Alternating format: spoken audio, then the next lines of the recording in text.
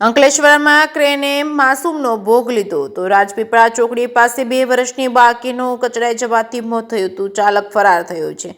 અંકલેશ્વરની વ્યસ્ત ગણાતી રાજપીપળા ચોકડી પાસે ગતરોજ એક અકસ્માત સર્જાયો હતો। પૂરપાટ ઝડપે આવતી એક ક્રેને રસ્તો ઓળંગી રહેલી 2 વર્ષની માસૂમ બાળકીને હડફેટે લેતા તેનું ઘટનાસ્થળે જ મોત નીપજ્યું હતું। આ અકસ્માત બાદ ક્રેન ચાલક માનવતાને નેવે મૂકી વાહન સ્થળ પર જ મૂકી ફરાર થઈ ગયો હતો।